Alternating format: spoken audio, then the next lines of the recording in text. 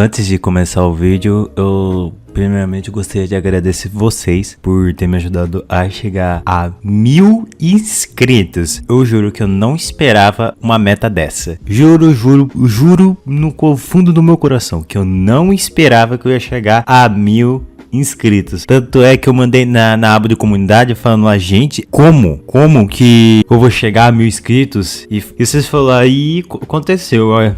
Agradeço muito vocês, hein? Obrigado mesmo. Obrigado, galera. E é isso. Muito obrigado.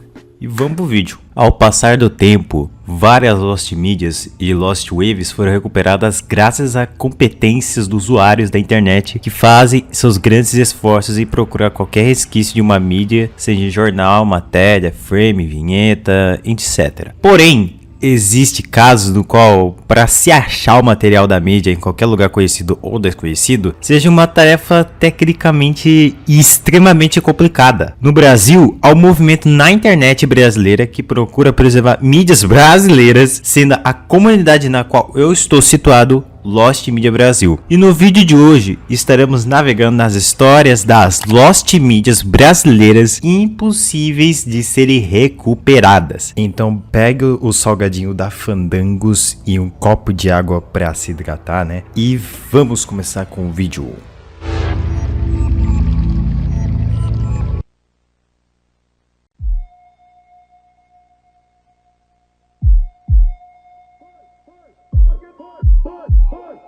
Não podemos negar que os anos 50 foi a melhor década para a história do futebol brasileiro. Fotos, filmagens, narração, lances e audiência foi o que mais alavancou a popularidade da seleção brasileira no mundo inteiro, até sendo considerado como o time que nenhum país gostaria de enfrentar. O principal motivo era os jogadores que compunham a seleção, no qual a maioria dos jogadores foram considerados os melhores do Brasil e do mundo na época, sendo o Pelé, Garrincha, Bellini, Newton, Didi e Zagallo. Mas é de se considerar que o maior atleta da seleção foi o rei do futebol. Edson Arantes do Nascimento, mais conhecido como Pelé, foi um futebolista brasileiro que atuou como atacante. Descrito como o rei do futebol, é amplamente considerado como o maior atleta de todos os tempos. Em 2000, foi eleito o jogador do século pela Federação Internacional de História e Estatísticas do Futebol e foi um dos 2 vencedores conjuntos do prêmio Melhor Jogador do Século da FIFA. No dia 2 de agosto de 1959, Santos e Juventus disputavam uma partida válida pelo Campeonato Paulista na Rua Javari, em São Paulo. O jogo já estava em 3-0 para o Santos aos 87 minutos, quando Pelé recebeu a bola de Dorval e driblou o jogador adversário Julinho para entrar na área. Em seguida,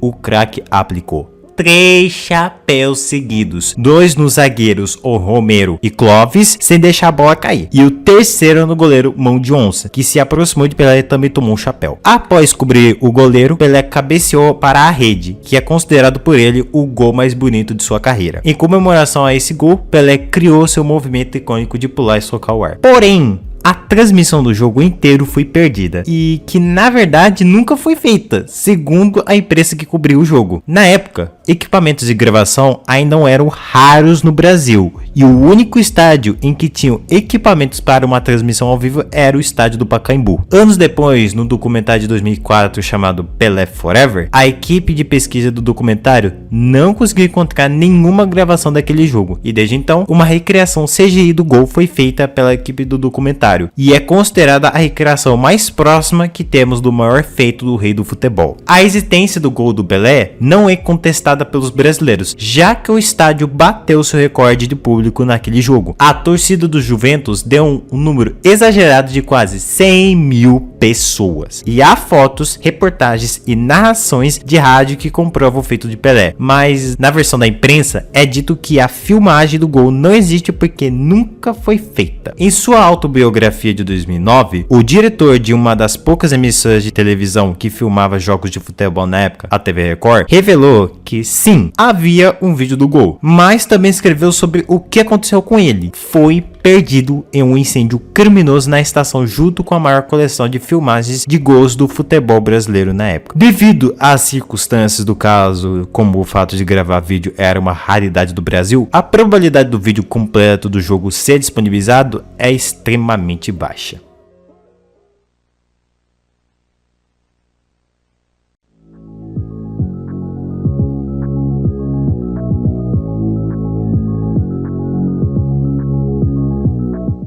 O mundo das fanfics tem sido conhecido como um lugar bizarro, esquisito, incomum e inusitado, tendo histórias tanto fictícias como baseadas em fatos reais. Embora existem fanfics visualmente ótimas, no qual são variadas, existem também fanfics que podem ser consideradas provas de crime e que podem ser facilmente ridicularizadas, ou como no caso de agora, que virou um meme SUS interno, como é o caso da fanfic brasileira perdida com a pior ortografia que a internet brasileira já viu. O amor entre dois irmãos, Brenda e eu, é uma fanfic do Spirit Fanfiction com uma ortografia péssima, criada em meados de 2016 ou 2017, sobre um menino chamado Bernardo Pailante, que era apaixonado por sua irmã Brenda. A fanfic também teve uma parte 2, mas não se tem nenhum registro. A história foi apagada em uma data desconhecida por motivos desconhecidos, mas segundo especulações, a fanfic foi excluída, pois a mostraram para a irmã do menino. Há uma grande possibilidade da história não ser real e ter sido feita como uma brincadeira. Apenas uma print da primeira parte da fanfic que foi postada no Facebook pelo usuário Aquelas Pérolas 10/10 do Social Spirit está disponível. Havia mais prints em um grupo de pérolas do Spirit Fanfiction, mas a página infelizmente caiu e os prints foram perdidos. Eu vou tentar ler a descrição da fanfic que está na única print postada no Facebook. Essa história é baseada em fatos reais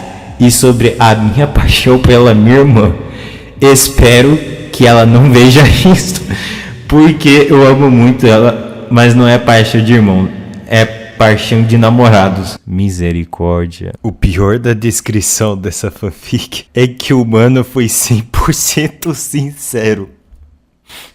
Meu Deus. É claro que eu corrigi tudo. Afinal, a ortografia do coitado era incrivelmente péssima. Contudo, não houve nenhuma atualização sobre o caso. Portanto, pode ser considerado uma mídia perdida para sempre.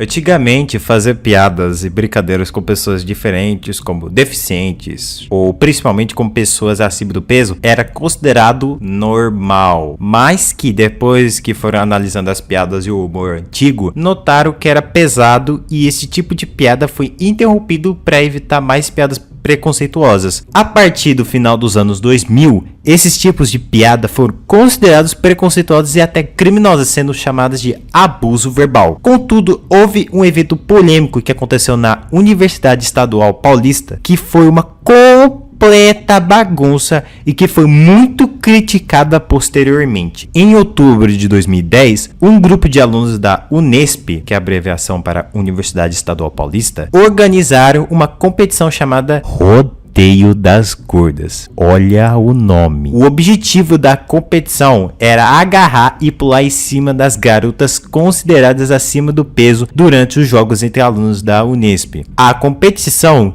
tinha uma página em um site de relacionamento. No site você poderia fazer sua inscrição para participar da competição por R$20, com direito até a camisa da competição. Além disso, no site haviam várias fotos e mensagens que estimulava a violência. Misericórdia. Foram gravados vários vídeos do evento, como em um dos vídeos em que garotas expõem suas partes íntimas em um tipo de competição. Após toda a polêmica, os organizadores excluíram os vídeos, o site e pediram desculpas publicamente. O intuito era apenas zoar e fazer bullying com as pobres meninas acima do peso. E alguns dos desafios da competição eram extremamente pesados e gráficos. E foi por isso que alunos que foram identificados como suspeitos de terem feito a competição fossem levados pela comissão que integra a sindicância da Universidade Estadual Paulista para serem ouvidos. Por conta dessa competição totalmente desnecessária, a diretoria da Faculdade de Ciências e Letras do campus de Assis instaurou em 26 de outubro de 2010 um processo administrativo disciplinar contra os organizadores, também de Assis, após denúncias de bullying a universitárias consideradas acima do peso. Em 2020, Daniel Prado de Souza, um dos organizadores do evento teve que pagar 15,3 mil reais em indenização por danos morais ao Fundo de Reparação de Interesses Difusos e Coletivos. Esse aí tirou do bolso mesmo. Porém, um vídeo do evento completo está perdido. Na verdade, a maioria, porque teve várias filmagens do evento, mas de alguma forma misteriosa, todos estão perdidos e apenas existem alguns trechos que podem ser encontrados em reportagens sobre o ocorrido. Mais do que isso,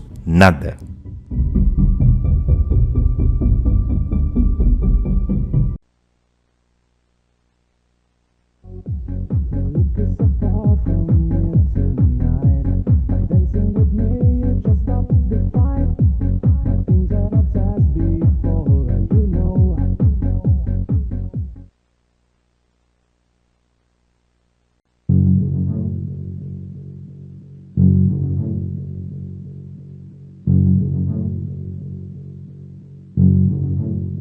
O triste caso de Daniele Alves Lopes serviu de lição para todos os jornais policialescos da época a refletirem sobre a ética e a responsabilidade na cobertura de casos criminais. O caso teve bastante repercussão, no qual levantou questões sobre a necessidade de os meios de comunicação respeitarem a privacidade das vítimas e de seus familiares, bem como de evitarem a exploração sensacionalista de tragédias pessoais. Porém, parece que esse caso não chegou ao conhecimento de pessoas que trabalharam ou que ainda trabalha no app TikTok, pois em 2019 teve um caso que não repercutiu, mas que foi cobertado pelos próprios donos do app, o que posteriormente gerou uma revolta enorme dos usuários. Em 20 de fevereiro de 2019, um jovem de 19 anos chamado João avisou aos seus seguidores que faria uma aparição, abre aspas, especial, fecha aspas, no dia seguinte. No dia 21, às 3h23 da tarde, João filmou os seus últimos momentos de vida, dando fim a ele mesmo de forma macabra. O caso ocorrido em Curitiba só se tornou público um ano depois, porque uma ex-funcionária da ByteDance, dona do TikTok, vazou o caso. O triste ato do jovem foi assistido ao vivo por 280 pessoas e gerou 497 comentários e 15 denúncias feitas por espectadores. A transmissão continuou por mais de 1h30, com 2 interrupções automáticas devido à falta de movimento no vídeo. Os funcionários do TikTok só tomaram conhecimento da tragédia às 5 horas da tarde, 2 horas depois do menino.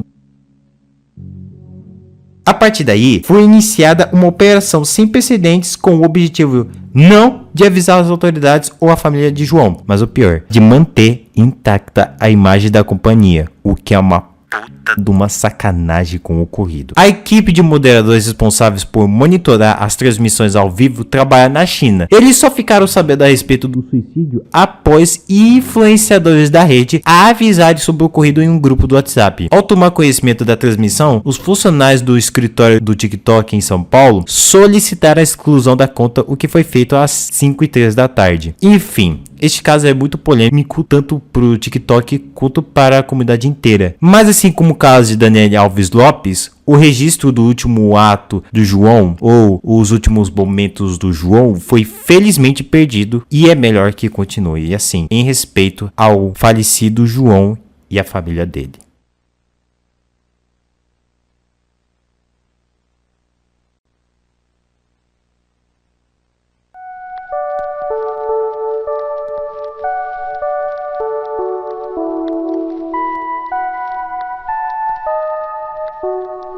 Não podemos negar que as produções de animação e cinemática brasileiras são um ouro, maioria deles mostrando o cotidiano de classes diferentes dos brasileiros. Um dos filmes mais populares que foi feito no Brasil e que ficou bastante popular no exterior, com certeza foi o filme Tropa de Elite de 2007, estreado pelo ator Wagner Moura, no qual foi considerado por muitos críticos como o melhor filme brasileiro do mundo. Mas não é somente de filmes que as produções brasileiras vivem, também temos as animações brasileiras, no qual também são um ouro para nós brasileiros, e sem dúvida, uma das primeiras animações feitas no Brasil foi o curta chamado O Kaiser. O Kaiser é um curta-metragem de animação dirigido pelo cartunista Álvaro Mariz Coutinho, conhecido como Cef, em 1917. É considerado o primeiro desenho animado produzido no Brasil. O filme estreou em 22 de janeiro de 1917 no Cine Pafé, no Rio de Janeiro, meses antes de o Brasil declarar guerra à Alemanha e iniciar a sua participação na Primeira Guerra Mundial. Consistia de uma charge animada mostrando o imperador Guilherme II pondo sobre a cabeça um capacete que representava o controle sobre o mundo. Em seguida, o globo terrestre crescia e engolia o líder alemão. Desde 1907, os cinemas brasileiros já apresentavam vinhetas animadas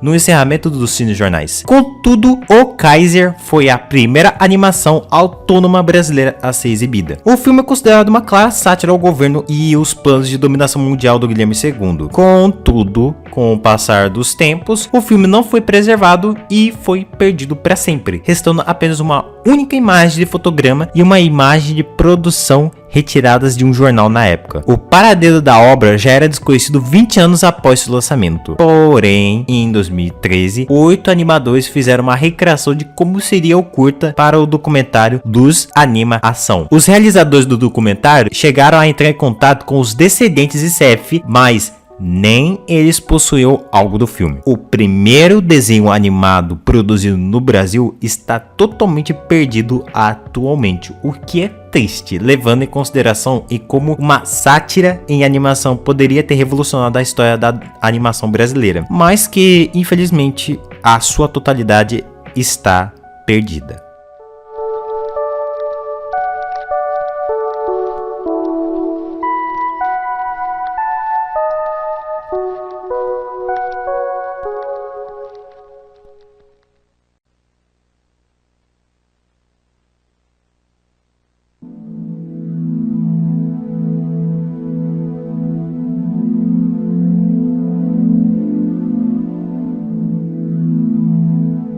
Assim como o primeiro tópico do vídeo, registrar partidas antigamente era uma raridade no Brasil. Porém, a partir do final dos anos 70, as transmissões de partidas de futebol veio crescendo aos poucos, com poucas emissoras de TV do país transmitindo os jogos. A primeira emissora de TV brasileira a transmitir uma partida de futebol para o país inteiro foi a extinta TV Tupi em 1955, no qual transmitiu a final do Campeonato Paulista daquele ano entre Palmeiras e Corinthians em uma partida histórica que marcou o início das transmissões esportivas ao vivo na TV brasileira. Contudo, houve partidas nas quais teve seus segmentos ao vivo interrompidos para economizar tempo da gravação ao vivo. E uma partida que não teve seu intervalo transmitido foi uma partida da segunda fase da Taça de Ouro em 6 de março de 1982, em que Operário e Vasco se enfrentavam no estádio Pedro Pedrosa, conhecido como Morenão. O time da casa venceu a partida por 2-0. O jogo ganhou relevância por causa de uma suposta aparição de um OVNI no final do primeiro tempo para mais de 24 mil pessoas que acompanhavam o jogo pessoalmente, sendo este até hoje o maior avistamento de um OVNI na história brasileira antes do caso de Varginha. No final do primeiro tempo, um objeto desconhecido, luminoso e silencioso teria parado em cima do campo por alguns segundos e logo depois saído em disparada, não sendo nunca mais visto. Todos os jogadores, técnicos e todo mundo que estava acompanhando o jogo estavam histericamente confusos, curiosos e com apreensão, já que ninguém sabia ao certo o que era o objeto. Era algo totalmente inédito para todos. Apesar dos relatos,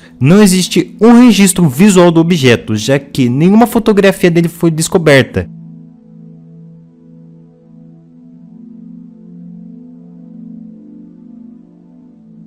E na transmissão, a equipe da TV Globo não capturou ele no céu, ou ao menos a interrupção que foi dita acontecer no momento do avistamento. Podemos considerar que o maior avistamento de OVNI no Brasil teve a chance de ser capturado, mas que por coincidência não foi, e fez o ocorrido se tornar uma mídia perdida para a história ufóloga brasileira.